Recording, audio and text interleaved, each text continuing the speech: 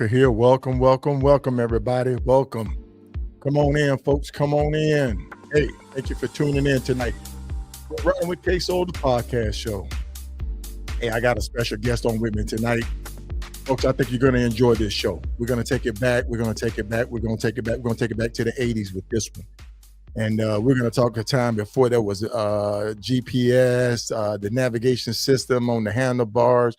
We're going to be talking about MapQuest. We're going to be talking about working off the tank bag. We're going to be talking about riding cross country on Suzuki's, man. I'm talking 850 Suzuki's. I'm talking about getting out there and getting yonder before there was getting yonder. My guest tonight is no other than the Count. I'm telling you, folks, he's got over 42 years on the motorcycle set. He's a TOROS MC member, retired. And folks, we're just gonna jump right in here and get right to it. Hey, how you doing tonight, sir? How you doing, Kerry? Thanks, man. Hey. Appreciate you letting me come on here and chew the fat with you today, man. Oh my goodness, man. Oh my goodness. I'm excited to have you. Thank you, man. We have been in communications for a while. You know, a few years ago, we reached out to each other, and I was running hard. I think I had just maybe moved back to the East Coast, and we just couldn't mesh on the highway. But you was running hard, I was running hard, and now that I got this show, man, I said, look, you know, my man's been featured in Get Yonder magazine. He's a ground pounder. He has his own legendary patch that he has out, and I said, I got to get him on, man. So, sir, I want to welcome you to the podcast tonight. Thank you, man. Appreciate it. Appreciate your time. Appreciate you taking the time out of your busy schedule to mess with this retiree, man. You're the one still burning it up. Hey, I'll be back out there with you. I'll be back out there with you. It's coming this year. Yes, sir. Yes, sir, man. It's a beautiful thing, and that's one thing that we've always had in common: our love and passion for riding. Our love and passion for being out there on the back roads, the highways, meeting people, you know, just enjoying the ride. Right. Yeah. Just enjoying the ride, getting out there, fighting with Mother Nature. Oh, my goodness, man. She's the one, that's the one you got to worry about. Everything else, if you can get through her and make her your friend, you got it made. You got it made. You know? She's undefeated though. She didn't put some people in. She didn't put me in her sometimes. So you know, but you know, hey, thanks, man. I just really appreciate it. You know, able to come on here and talk with you, true to fact.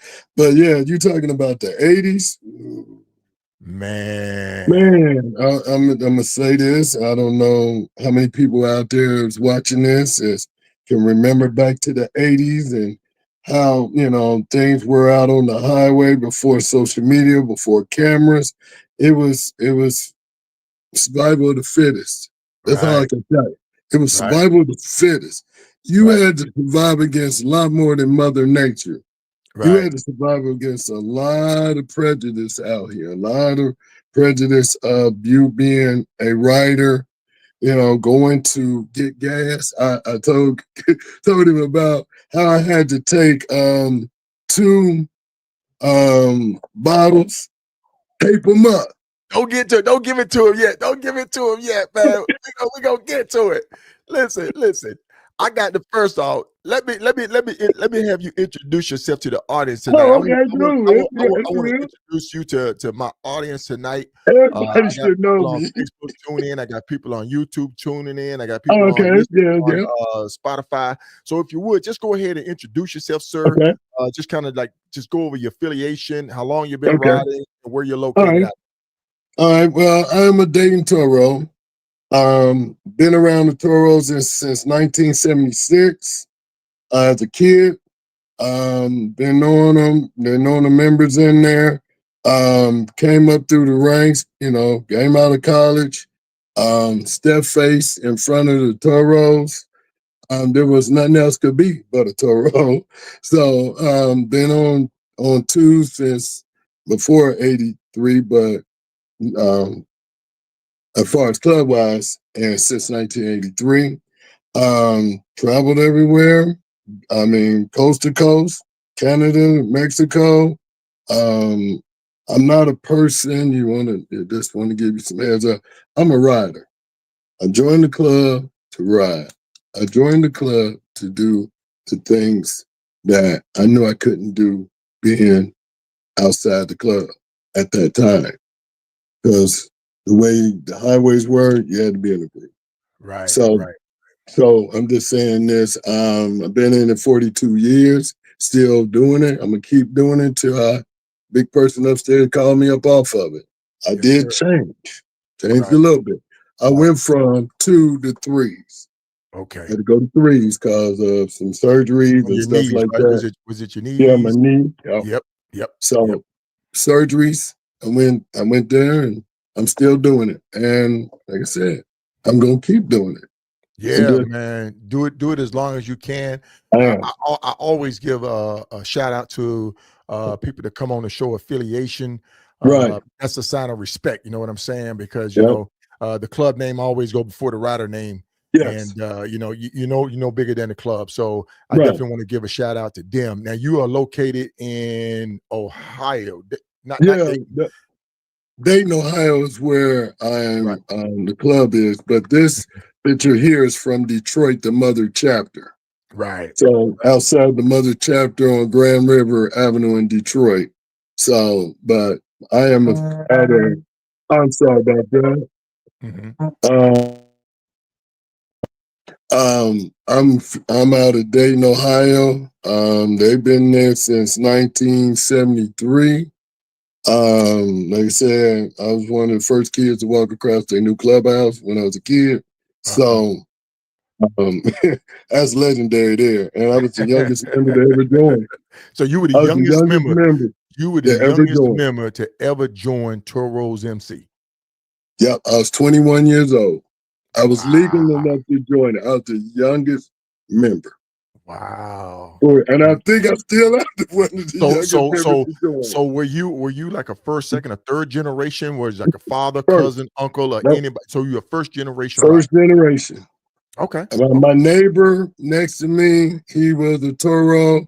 A guy around the corner was a Toro. So I got an opportunity to see him, growing up. And I liked the way they carried themselves, how they responded to a lot of things, and how they came to my aid at one time, And I was a kid. Now, I don't know if you have time for that story or not, but but as a kid, you was already on twos though. Yeah, oh yeah. They used to come over and watch me ride. They used to bet on me to see how far I could ride a wheelie on a dirt bike. On a dirt bike. They used to bring people from, the Toros used to bring people when I was a kid, man, on a little 50.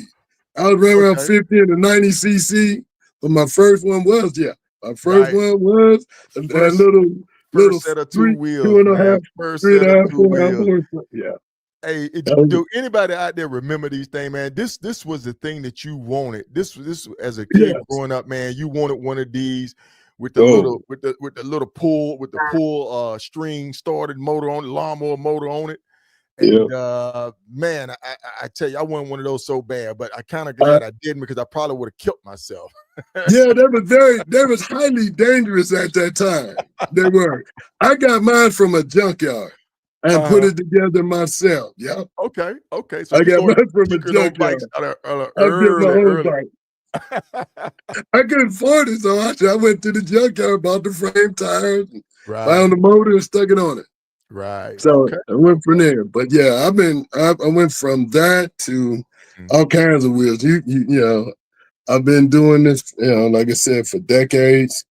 Started out on a mini bike. Went to a 50cc, 90cc. Then I went to a 400, building my way up. By the time I got into the riding scene, the 850 dropped in my lap. Okay. The 850.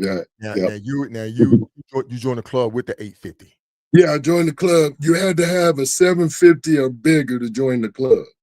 So this bike right here went all over the United States with me. It carried me from coast to coast, from top to bottom, all 48 states. Man, that was a good bike though, man. Oh, that bike, right? You can destroy what it is. You could not destroy that bike. The Zook was the thing to have. It was a Zook or cow. That's all it was going to be. Zook and cow. A Zook man, or you were going to be a cow man. That 900 cow. Everybody wanted a 900 cow back then. Yeah, they did, man. Yeah, Everybody wanted that 900, but right. until that 1150 came along. Yeah, then they let me do. But of course, you know what we did with it. We dropped Yep. it down. We took the Yep. springs off, put on the Yep. struts, Yep. stretched it out, Yep. stretched it out, and made it a drag bite. And they Yep. used to run the old kicker 4-in-1 Yeah. on the right side. Yep. I had 33 on mine. I had them 33s, but over crank, air shifter, nitrous, and a star header. I was a beast, man. I was a beast. Yeah, man. Good. Yeah. But Yeah. up Mhm. that area, man, the weather has always been treacherous, man. It's Yes. always been treacherous. Yes. Yes. Hey, I want to welcome my guest coming in tonight. I apologize. I got Bolo on with me. I got Okay. Toledo on with me. I got Mr. Walter L. Mosey with me. How you doing, Mr. Mosey? It's great for you to tune in tonight. Mr. Mosey said, "Good evening, gentlemen. Years ago, I met the TOROS MC." Yes, sir, you did. Jimmy, how you doing tonight? Jimmy just got back from a amazing ride. You did outstanding, Jimmy. I can't wait to get you on Trip Talk so we can hear about your journey. And I want the people to know, man, the good, the bad, and the ugly with it, because you really put it down. So up there where you at now, Right. back then in the 80s, Yeah. launching out, Mhm. were you running with the club? Were you guys running to Maryland? Were you guys start running to the South? Were you running to the West Coast? When we started out, we ran to the South because it was warmer. Right. Right now we just got up in June. We just got up into the 70s this week, 70 and 80s this week. Okay. So our riding season started at the 1st of April, and the March 31st was our riding season. So we mostly rode to the South. We went down to clubs down south like Naptown Riders, stuff like that. Yeah, the Naptown Riders. We went to see them. Yep. Okay. And clubs down south, because it was just still brutally cold up here. And then when the weather break, we went out to Maryland. We went out to the West Coast. So, and that's one thing I really, I wish I could have been, was down south, because you guys ride a lot. Y'all ride a lot more than we do up north. Right. I mean, when we get it in, we got to get it in, because we only have like about 5 or 6 months to even ride up this way. That's right. So, Because it gets blistering cold up there, man. 30 degrees, 30.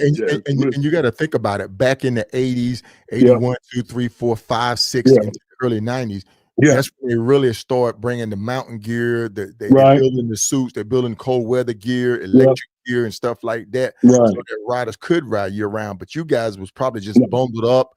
No, we couldn't even really ride because it was too dangerous. Snow, black ice. I mean, we couldn't even ride. And once it got cold, most of us, didn't get out there because it was too dangerous, Right. And we just put it on the back burner till we see the birds chirping outside. Now we getting back out on them. But a lot of people down south don't understand that northern cold, and that danger is on 2. I wouldn't even try it on 3s, because it's just and black ice is so horrible up north. It's real bad. So, but man, and that's what I really wanted to talk about, because during those early 80s years, riding was different. You didn't have the technology, you didn't have the GPS, the Garmin's and stuff, all that stuff that you see on the bikes now. You guys was pretty much tank bagging it. You guys were map quest off the tank bag. No, back then, MapQuest, we found the nearest sign that said, if you going to Columbus, as long as you got to Columbus, you went from there. You would go to the gas station and ask that guy, and he would give you some wild instructions. He'd be like, all right, you going to see who? The Flames? All right, their clubhouse. You got to go down to see old Joe in the corner. He's sitting there drinking on the wine. Wave at him, turn left there. Go down to the next big boulder. You'll see 2 of them. Turn right there. Go 2 more miles. and you'll run into the clubhouse. That's how we got this trip. We didn't have MapQuest. We got to the nearest gas station, and someone knew where to go. The gas station knew where everything was. So Mr. Mosley, Mr. Mosley touched on that, man. He, it was. We did have maps. We had maps to get there, but when you got in the city, you didn't have that individual breakdown. You had the major highways. The big old McCall truck map, man. Truckers map. Yeah, it was truckers map. You opened it up, it looked like a tank. It was huge, man. You see everything on it, man. Everything on it, man. But some of us couldn't carry that. We don't have limited space. So my thing was, long as I could get to the city, I could move from there. I don't know. Oh man, hold on. How about I don't lose you, man? Okay. Hey, I'm gonna take this time to thank Nurse Tiffany for coming in. I got Moose with me tonight. How you doing, sir? I got Mario out of Seattle, Washington, tuning in. Thank you for tuning in, everybody. Let me see who I got on YouTube. Okay, yep, we're good. Go ahead, sir. Go ahead. No, like I said, back to what we was talking about. I'm sorry, man. And riding, I lost train of thought, man. That quick on this. Man, you're good. We got this. Hey, Mr. Dennis Joyner, how are you doing, sir? Yeah, Mr. Dennis Joyner was probably riding back there in those early 80s, man. He's been a gold wing man for years. So shout out to all my gold wingers out there, man. I don't discriminate on the bike, man. But your legacy started young. You were a young man when you joined. You like I said, you were the youngest member to join the organization. And seeing that picture right there, this picture right here. I was 21 years old. I have to ask you this: if you could go back in time and just give one piece of advice to that young man right there, what piece of advice would you give him? Make sure you have the right equipment when you get out on the road. Okay. Make sure everything you have can take on Mother Nature. No joke. I wouldn't change anything I'd done out here. I had the support of all kinds of riders out there on the road. My name was Youngster. I didn't even have a name. It was just Youngster.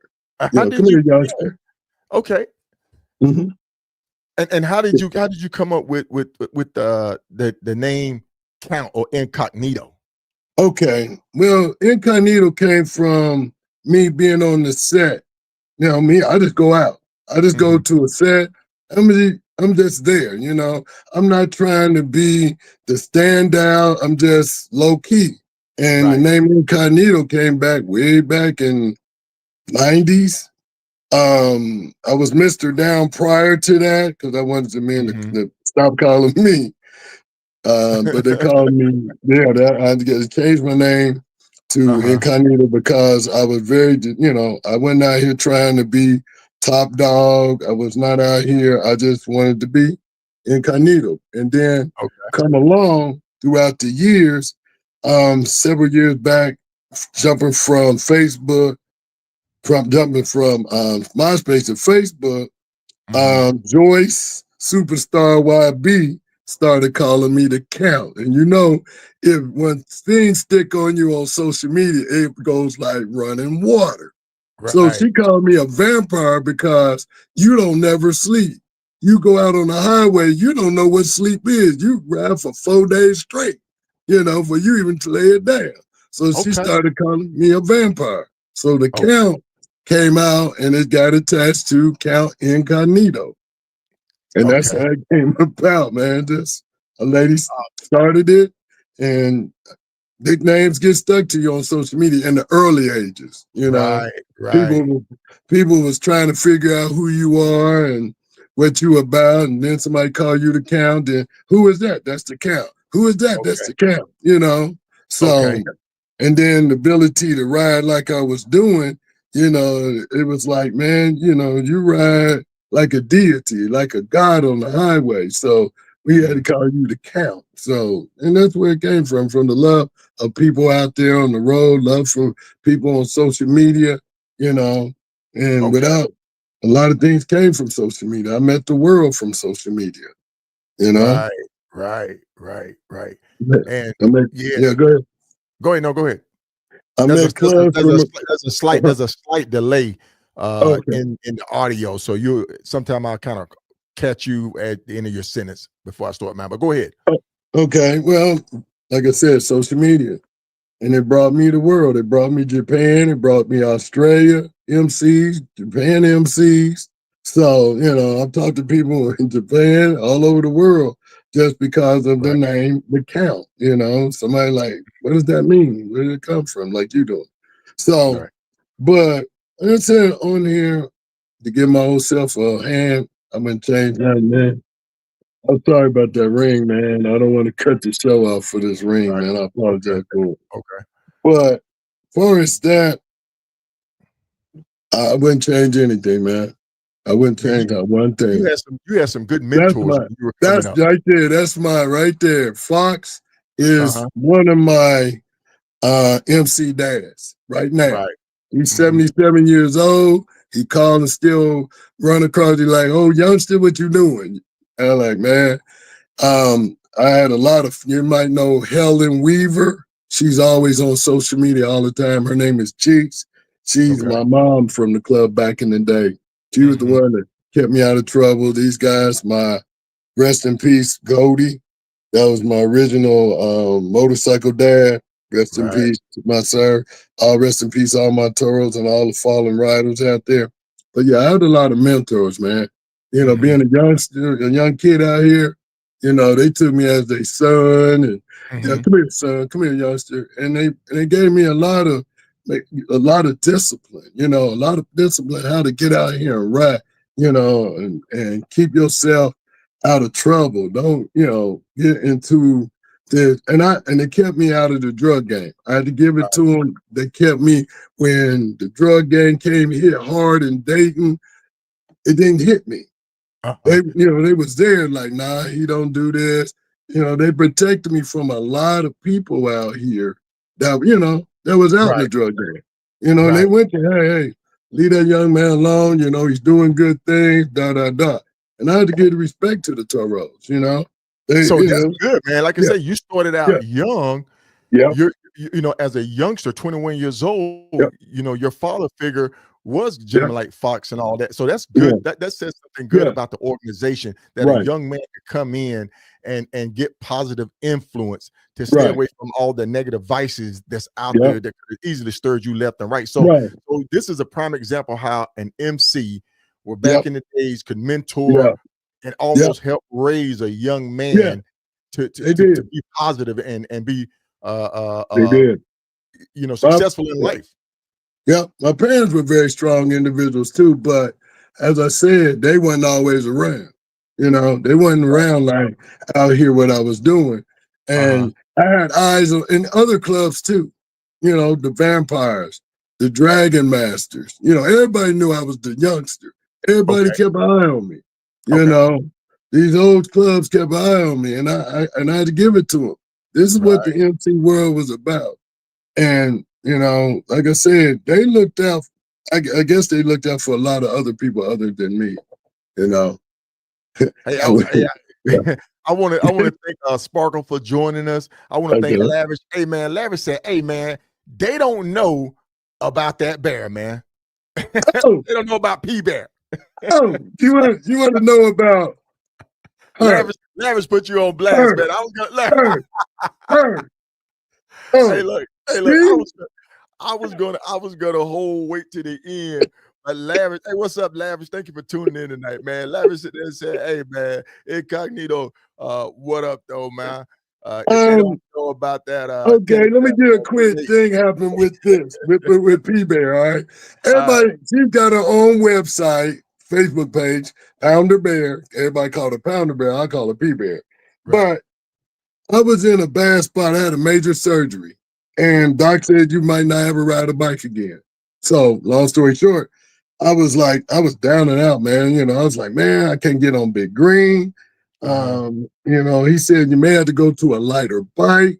You won't be able to hold it up. And so I'm walking in this store. I ain't going to give out the name because we're not selling something for them. But I was in the store and I was walking down. Some said, buy that bear.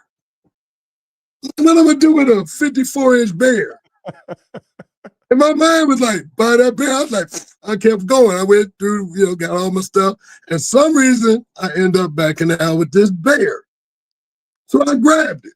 I picked her up on my shoulder, walking through the store. Everybody's like, what you gonna do? And I'm like, I'm just gonna pay for it. I get home, I'll figure this out, And no joke, I got home, unloaded the car. I took her out of the car.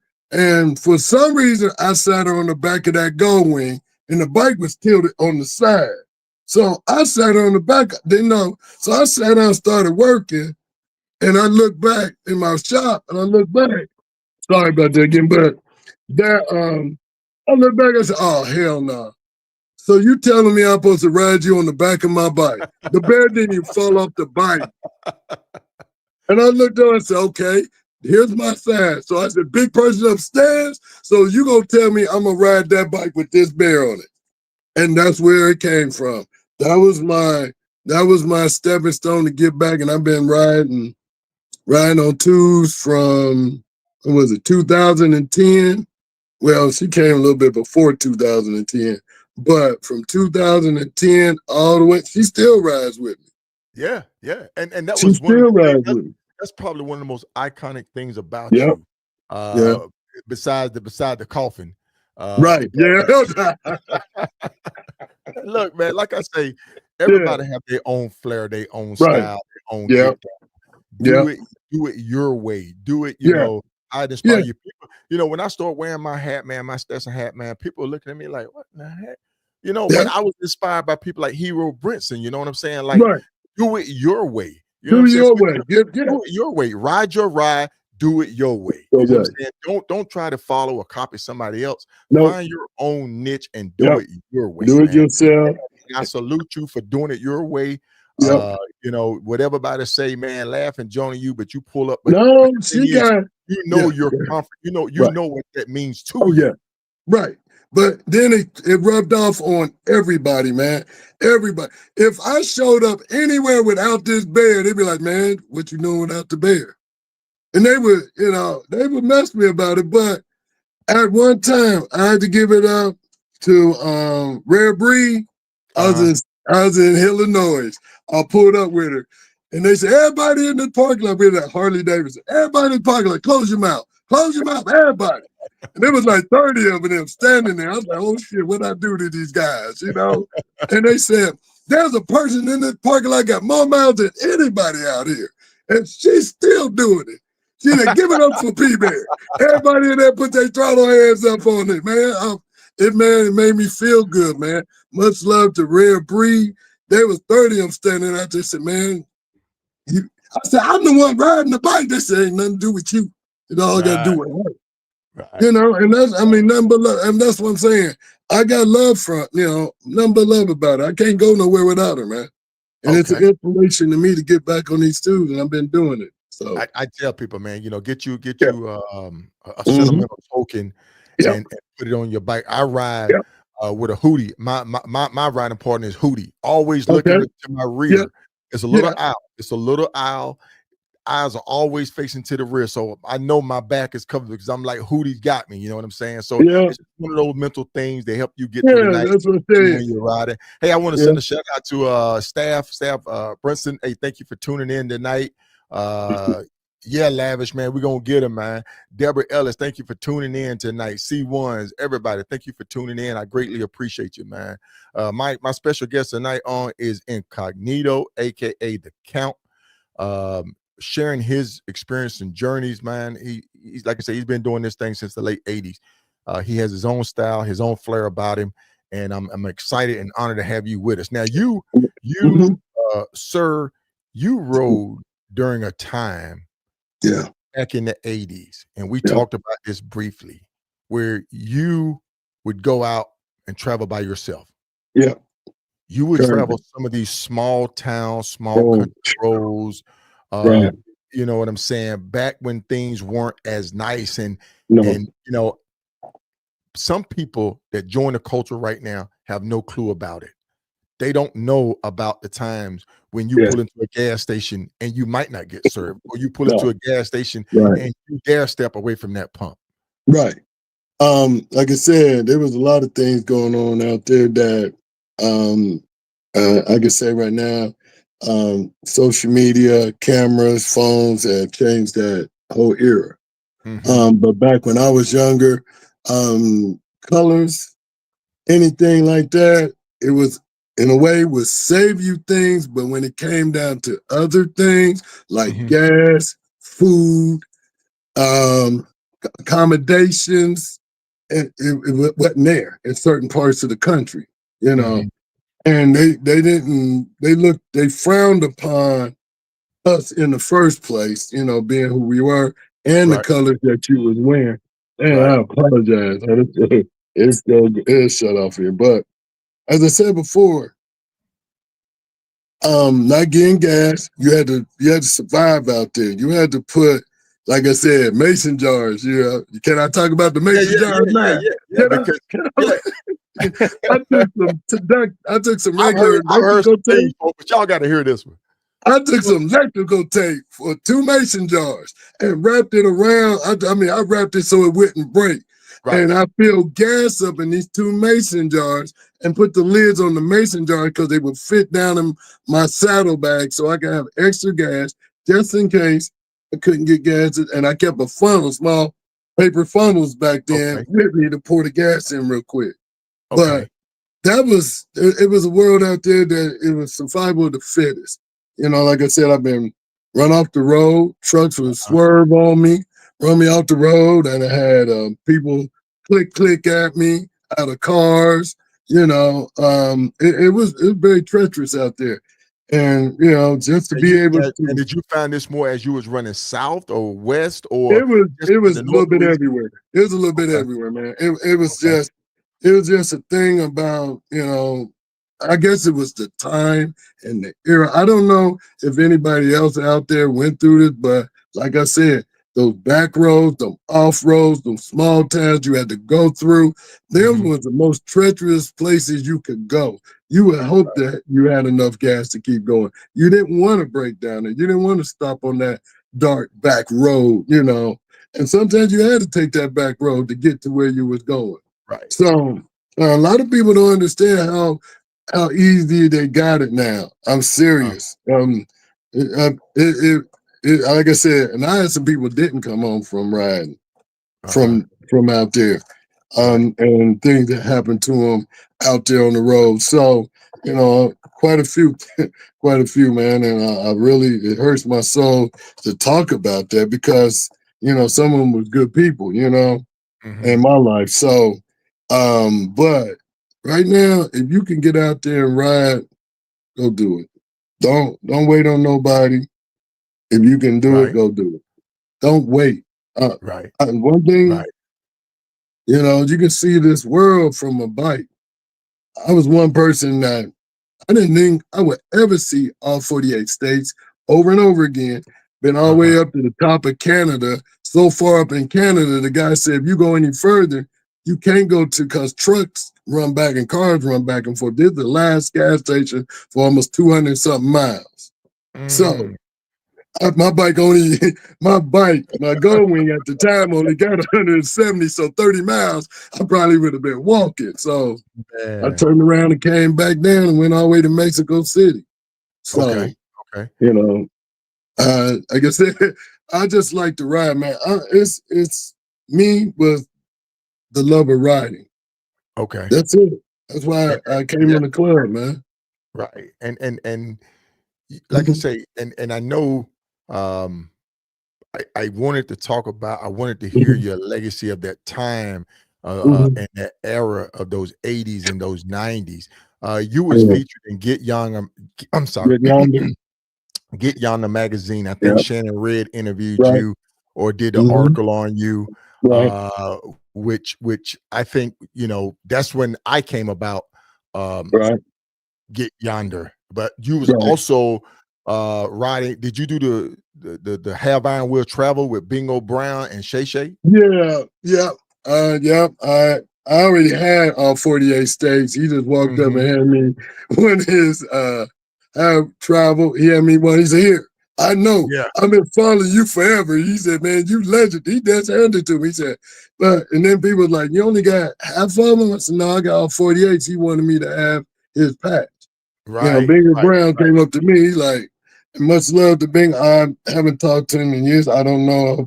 I lost touch with him back in the days, but the man rode on 2 major rides with me. He called me up and said, "Hey, man, I don't know if I'm for real. This is real talk." He said, "I don't know, man, if I'm going to be able to make these 2 rides, this one ride." He wanted to go from Kentucky down to the ATL. He said, "Man, I'm glad you rode with me, man. I'm glad you got out here with me." We rode back together. And then he called me again. He said, "N-Cognito, man, I want to go to the roundup in Arkansas." I said, "Man, I'm on my way." So I jumped on my bike, went down, me, him, Trey, and Dog Catcher. Trey out of Road Runners and Dog Catcher out of Road Runners. We picked Bingo up and we went down the highway. And he said, "Man, I'm so glad that, hey, sorry about that, but to be, the know people like that, like Bingo and Smiley and cats out there that's riding, they just got out and ride. They wasn't like they riding to get a trophy. They're not riding to get, fame and fortune. They just ride. Let's go ride. Let's, hit the road." Right. And you can't do that if you're always waiting on somebody to go with you.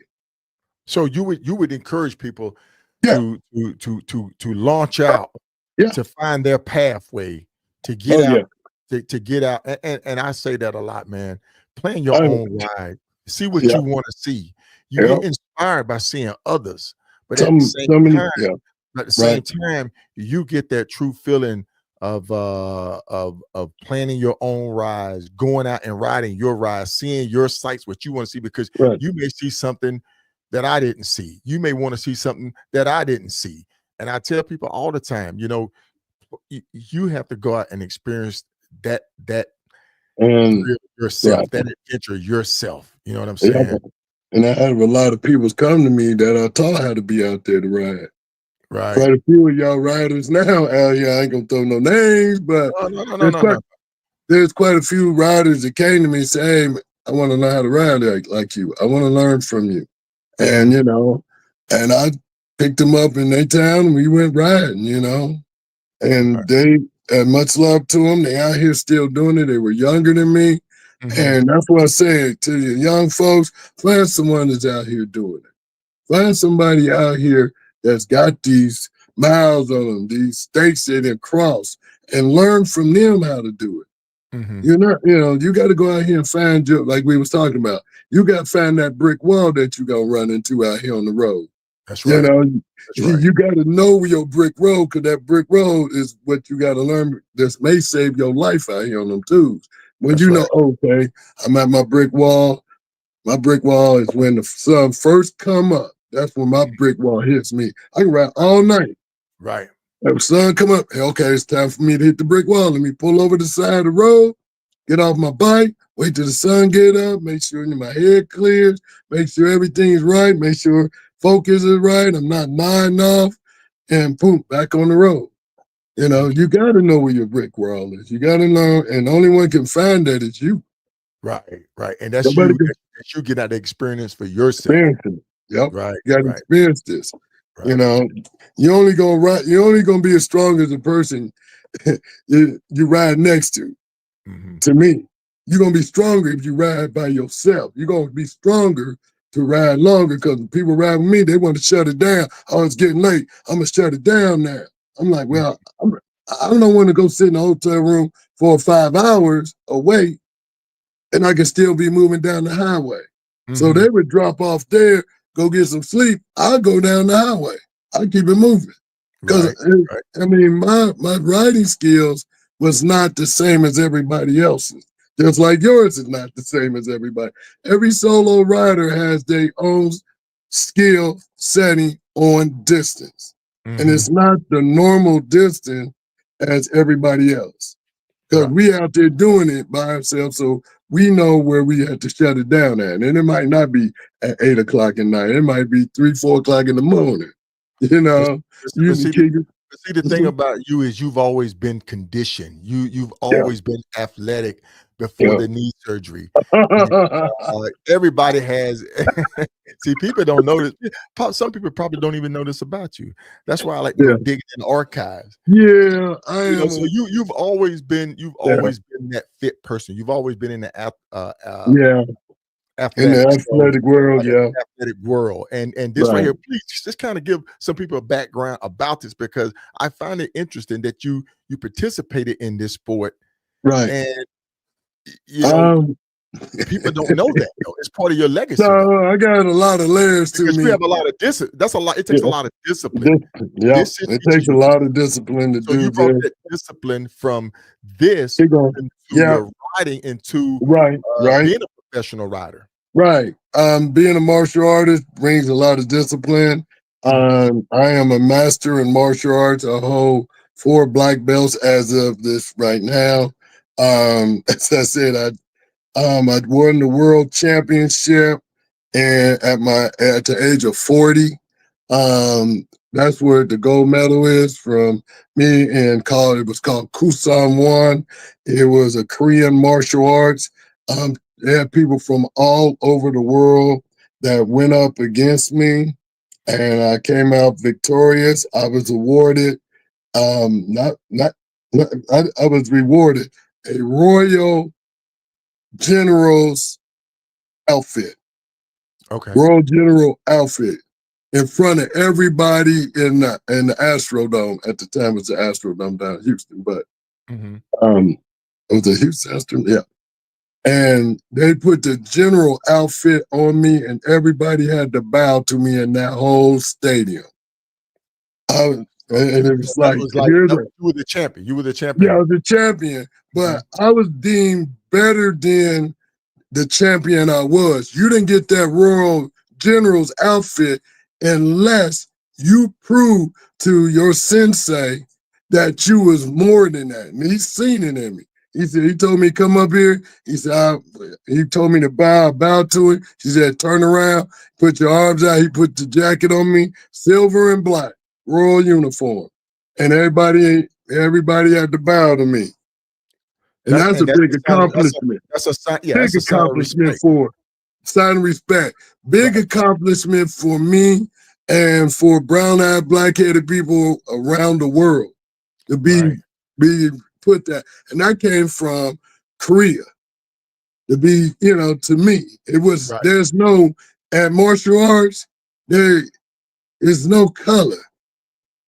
You learned it, you studied it, and if you had it, it wasn't like, oh, because you're a white belt, like you see in the movie, you're a white belt, we Right. pick on, no, no, no, no. I'm gonna teach you a little bit. I'm gonna teach you if I see you do something wrong, I'm gonna come over a higher belt and say, okay, next time you spar with this guy, he drops his right hand, he steps back before he lunges.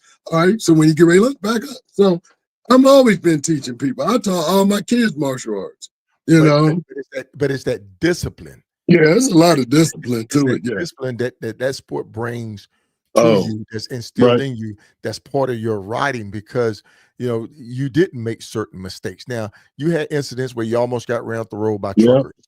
Yeah. I guess truckers weren't too happy with seeing you on the No. road. Nope. Uh, No, they you weren't. know, we went over that a little bit, Yeah. but I know, like I said, your discipline is what Right. keeps you focused and able to survive as long as you have. Where do you see long distance riding going?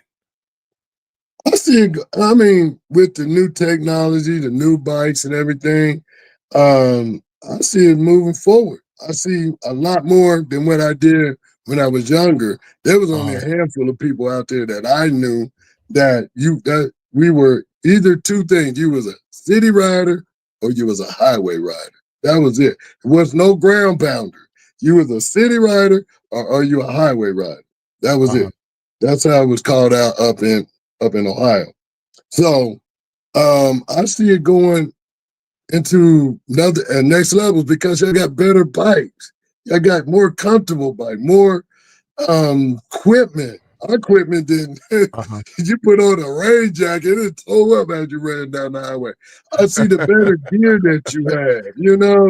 Right.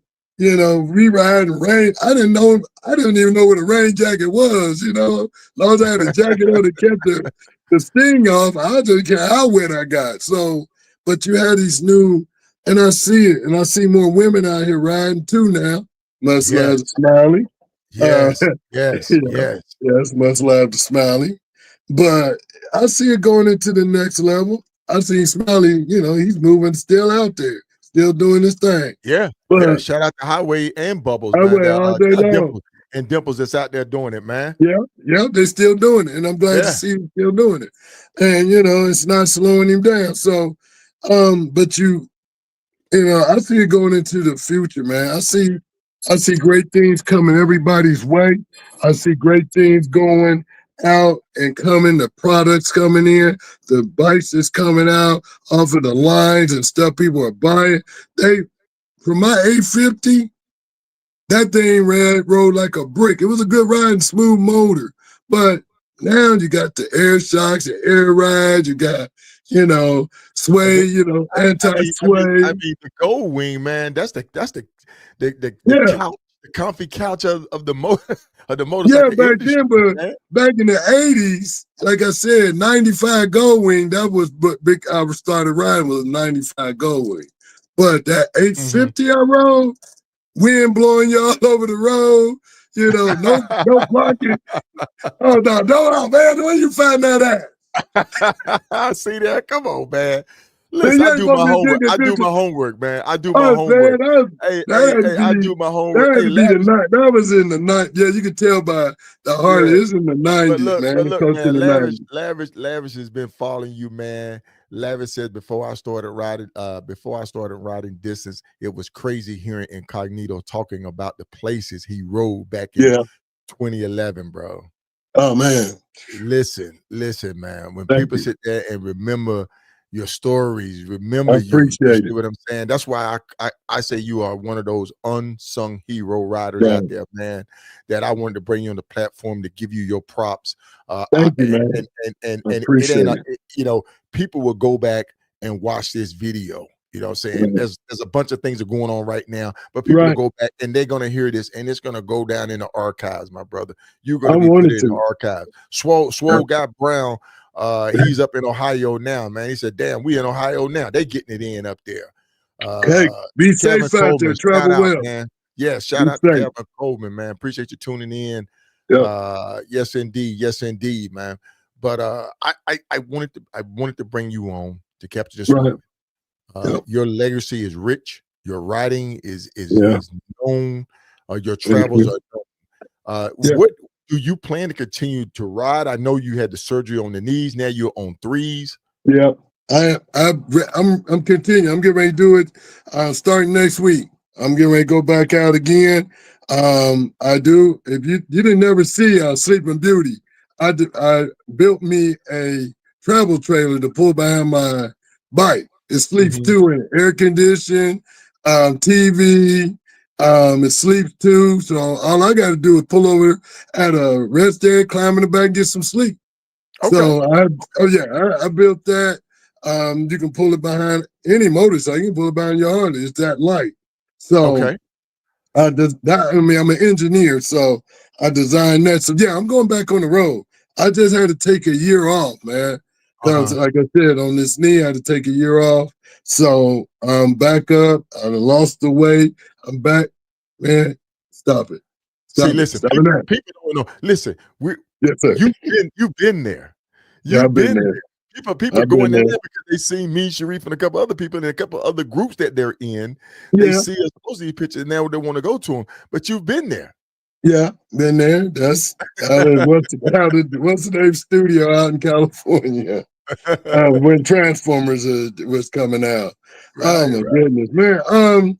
Like I said, I'm that guy that just my name says it all. N-Cognito. I'm just the person that, I never try to be, flamboyant out in the middle, and I just wanted to be able to ride through, enjoy myself, keep it moving, pass love Meet on good to people. Yep, good people, man. I meet met some good good people, people man. out here. Yes, you have. Yes, you I met have, some man. good people out here, man, over the years, man. Wow. Yeah. I mean, it comes from you being open-minded to listen to people's story. You never know what their story is going to help you better yourself on the road. You may not know what they're talking about right then, but when it occurs, it'll come back to you.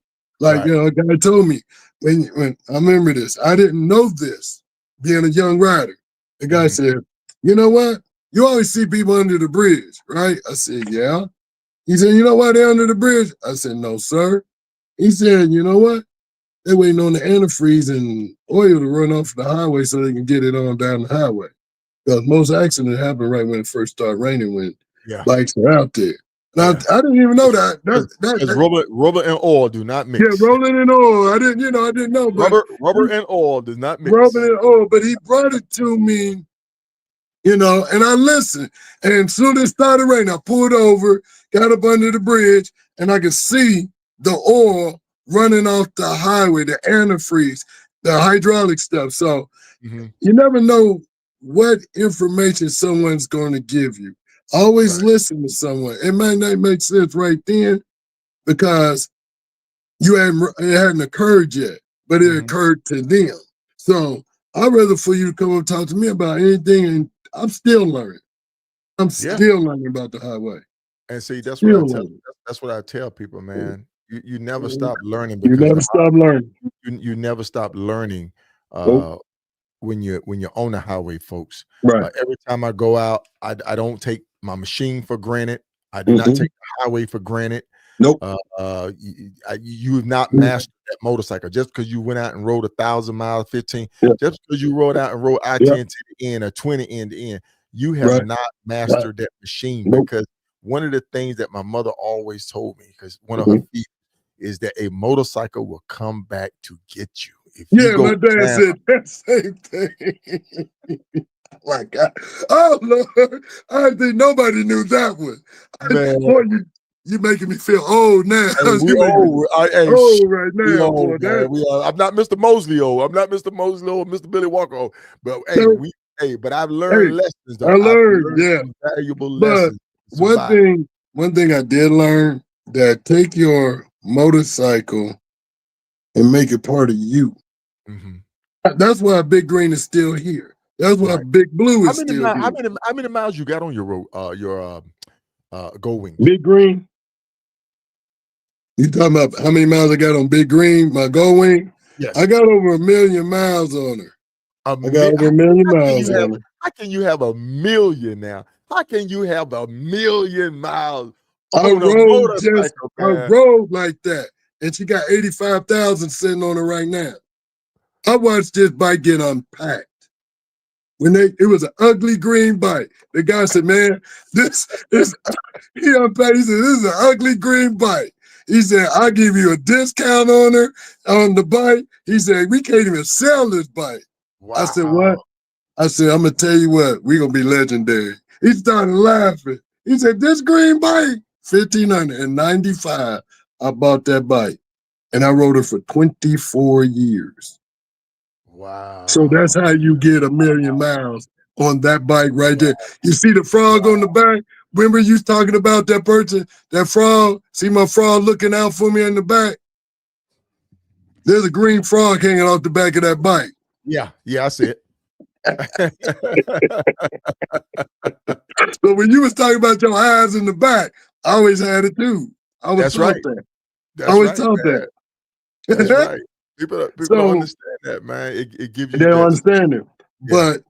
But my bike, Big Green, came a part of me. I can't even let her go. I would never say you couldn't give me enough money for that bike. Now you've had Suzuki's. Yeah. You used to drag race too. Yeah. Oh yeah, legendary drag racer. Right. Legendary. I'm gonna see what. Hey, listen. I want to see what Lavish tuning in. Lavish, did you know he was a drag racer, man? Man, you be digging out some stuff on me, man. Hey, man, I do I my was homework, Suzuki. man. I I do was my Suzuki. homework.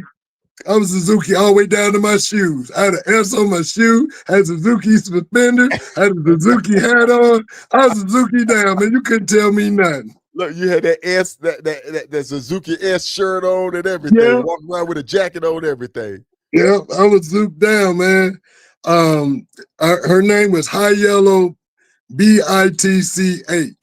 That's Okay. what's on the lettering on the bike. Okay.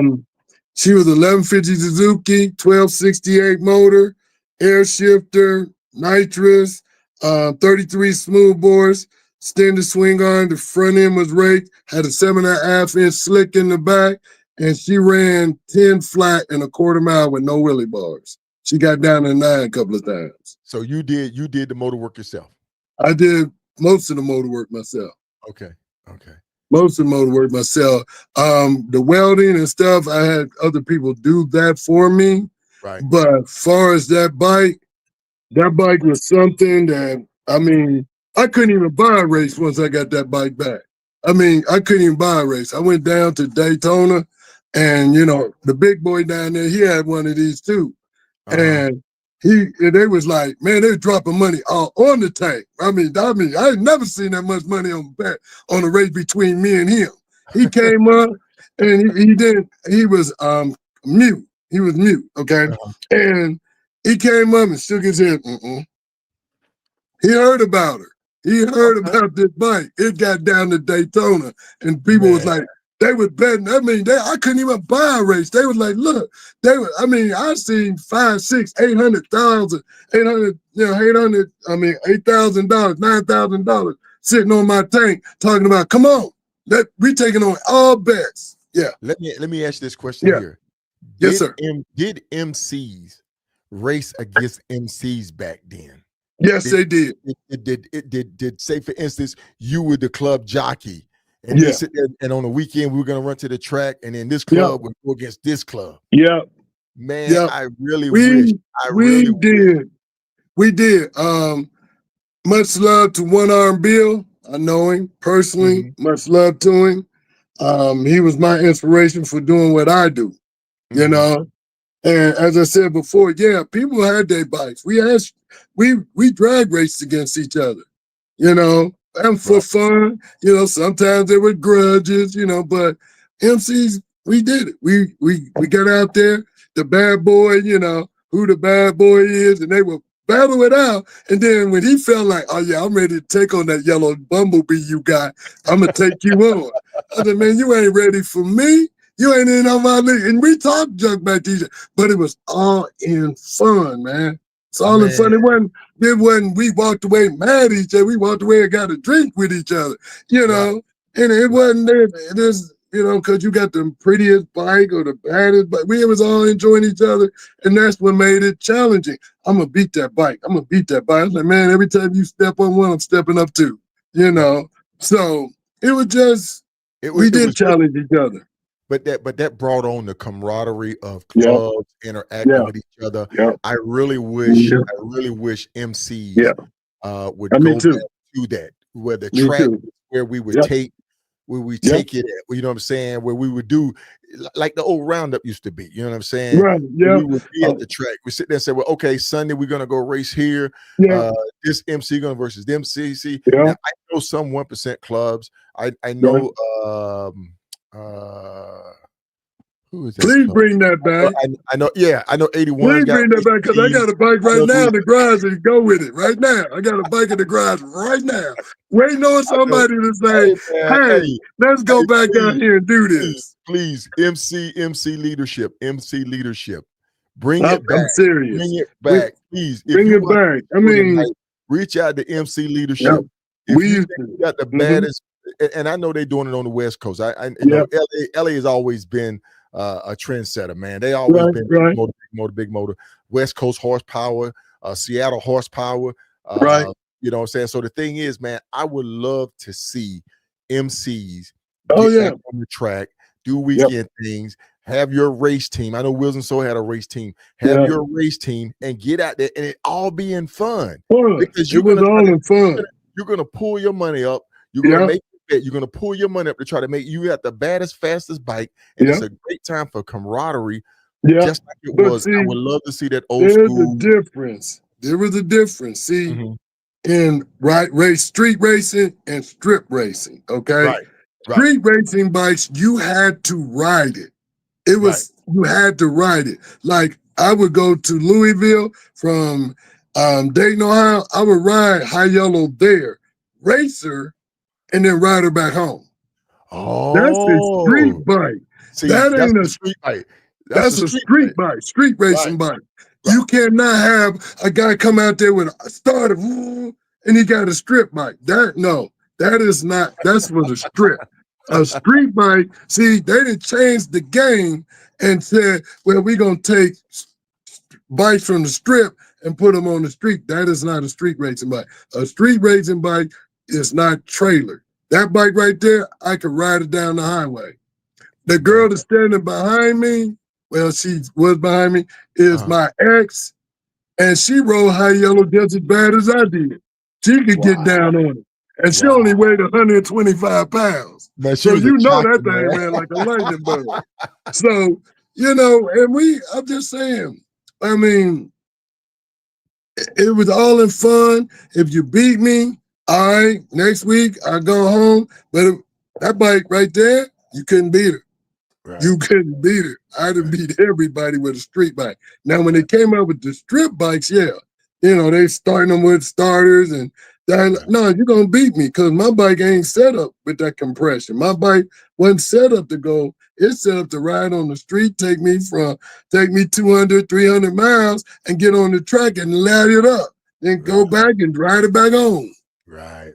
So, as I said before, I would love to see it, but I see everybody racing these dresser now. These dresser Harley man. Everybody, it's but it's just another genre of the culture that we're going through. Yeah, it is.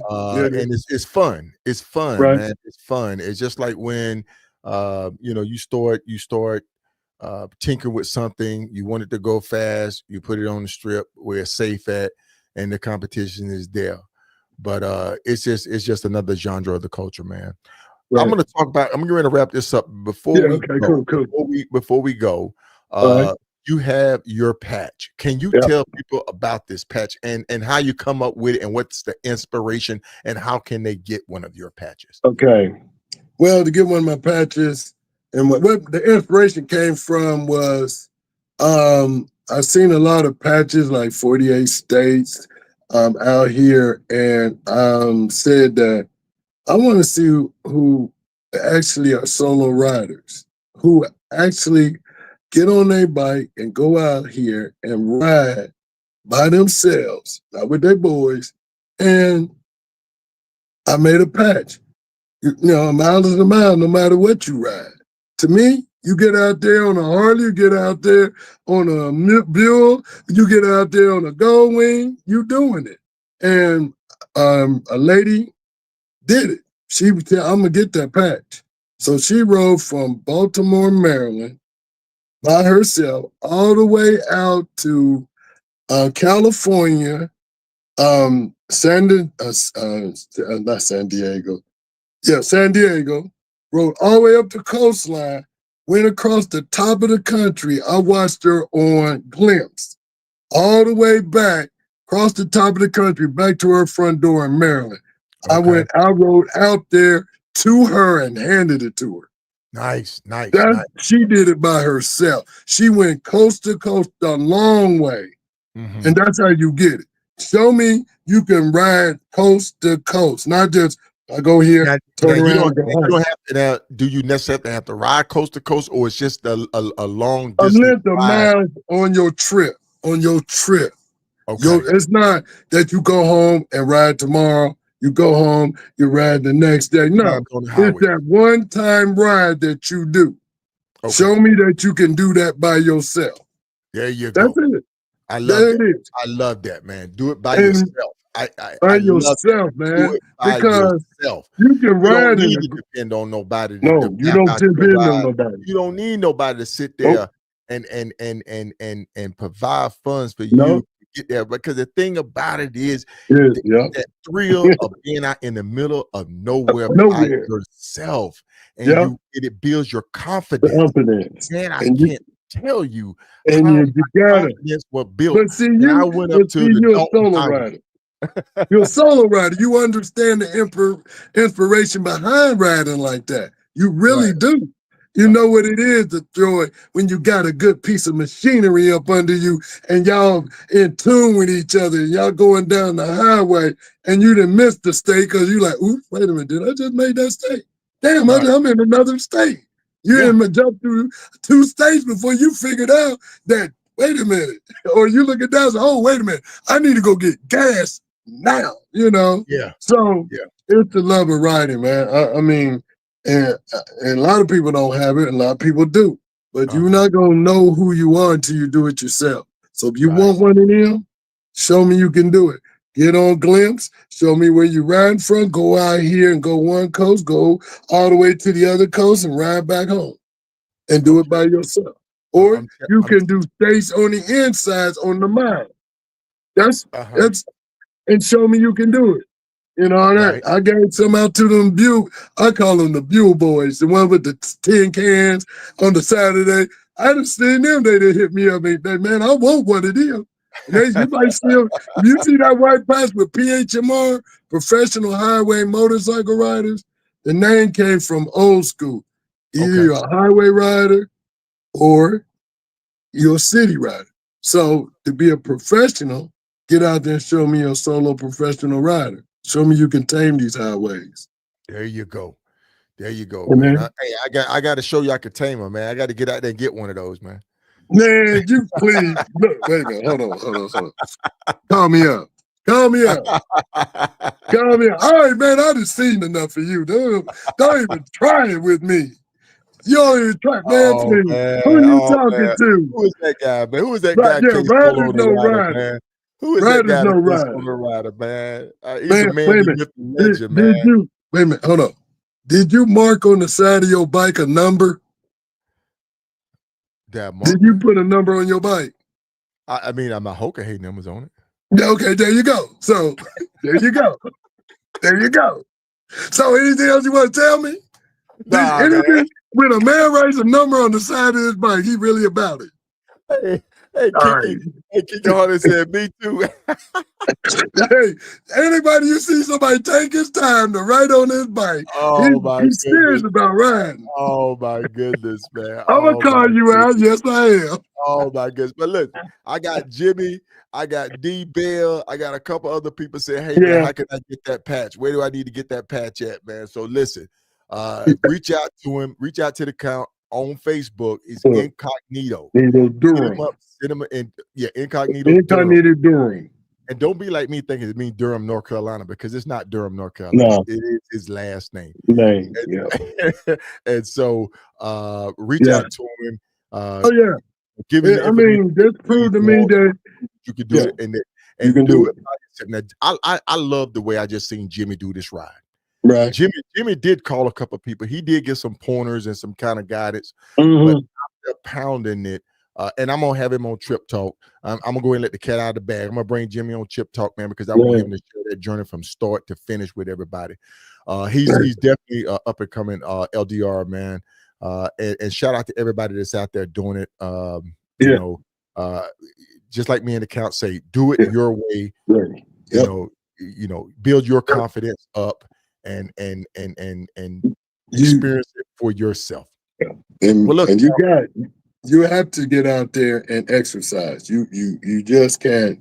You're gonna have to get out there. Sitting on the couch, you know, you're gonna like me. I get on my bike, ride it, try to stay in some type of fit because that heat it eats you up. You're going into the danger. You're going into the danger zone right now with the weather. Because I'm telling you right now, July 1st, they're gonna turn the heat on. They're gonna turn the heat on in the Midwest, in the West. They're gonna turn it on. And the knob is gonna break, and it's gonna be hot. And if you're doing a 10, if you get on that 8, from where the 10 and the 8 split, there's a little spot right in there where Lucifer just stand there with his pitchfork. If you are You know, I just seen the If man. you are on I-5, man, if you're on I-5, if anybody been on I-5, and there's this town called Redding, California. Mario, you can attest to this. Anybody in the Seattle, when you go through Redding, California, it's like the oven. It's literally the oven cooking. You be praying for the Sescues Mountain so that you can cool off after that burning you're gonna get. But listen, now, hey man, I've enjoyed having you on tonight. Hey man, thank you for having me here. I appreciate the love. Appreciate everybody out there around the world, around your set and everything on your podcast. My throttle hand, keep it strong out there. Keep that throttle head strong. And man, if you want me to come on and talk about the rides, I would love to come on your show and talk about some rides. I can give you a ton of pointers. But like I said before, man, thank you again, man. Much love to you. You know, hey, if you won't get one of these patches, hey, all I tell you to do is get out there and do it yourself. Don't do it yourself, man. If that girl, that woman did it, her name is Little Mama Keys. Okay. That was the first lady to ever come and say, I'm coming to get that patch. I got on my bike till she got home. That's next day I rode to her house and handed it to her. Oh man, that's awesome. Shout out to her, man. It showed me a woman can do it. I know y'all can do it. So they doing it, man. Everybody's doing it, man. I know they're doing it. I've seen them doing it right now, man. I'm following a lot of people on social media that's out there ground pounding. And it's good to see. It's good to see people riding, going different places, going sightseeing, doing more sightseeing than just riding from point A to point B, man. I love it. But to hear somebody like you that was out there riding in the 80s, putting two mason jars together with tape with fuel in it, man, because you didn't have a fuel can. Come on, man. Who else got a story like that, man? Who else got a story like that? I got so many stories, man. I can tell you. I got some horror stories. I got some good stories. I might write. Somebody told me to write a book. I might do that. I might do that. So, you should, man. You should. Man, I might do that, man. Yes, sir. You know, and the love for the MC world, man. Nothing but love for them. Because I know I wouldn't be who I am. I wouldn't be who I am. But man, I know you got to get up off here. Yeah, man. I ain't gonna hold you up. I ain't gonna hold you up, but thank you again, man. I appreciate it. Thank you. Much love to everybody out there in the listening world. You already know. That's it. That's how you do it, right, Cal? That's vampire, man. I do my homework. That's the count sign. That's the vampire sign. I'm giving you the count sign, man. Yeah, the vampire. Bye, man. That was nice, but thanks again, man. Thanks again. Right. Oh, folks, I've enjoyed having the count on with me tonight, man. N-Cognito, man. Plenty of history, plenty of stories to share with other riders. Reach out to him, man. Like I said, he's been featured in Get Yonder magazine. You know, he's one of those unsung riders, man. People don't know about. You know what I'm saying? Everybody's not out there looking for the limelight, looking to have the best video, to take the best picture. Some people are just out there really and truly enjoying riding. Hey, folks, you just never know. You just never know. Thank everybody for tuning in tonight. I greatly appreciate you tuning in with Riding with KSolo podcast. But hey, listen, my brother, DJ Effects, he's going to have a podcast shout out, man, coming up here. He sent me this. Shout out to the Retro Philosophy Show. Shout out to Riding with Rose. Shout out with Views on Twos, my podcast, DJ Effects podcast, Big Sarge podcast. Everybody that's out there, man, that's being a positive influence. Austin World, everybody that's out there being a positive influence to the MC culture. Thank you. Thank you. Thank you. Thank you. And let's keep it positive. You know what I'm saying? There's enough negativity going on out there, but it seems like people are more attracted to the negatives. Let's start being attracted to the positive. Let's start giving roses now, because the thing about it is we ain't gonna live forever. You ain't gonna ride forever. You may seem invincible right now. I'm literally having withdrawal syndrome because by now I should have at least 50,000 miles. At least 48 coming up on 50. I should be going in and Boneyard Harley Davidson should be like, yep, that's solo. But the thing is, folks, give roses why the riders are still here. Appreciate them while they're here. Learn from them. Reach out to them, ask them questions. That's all we can do. That's all we can do, folks.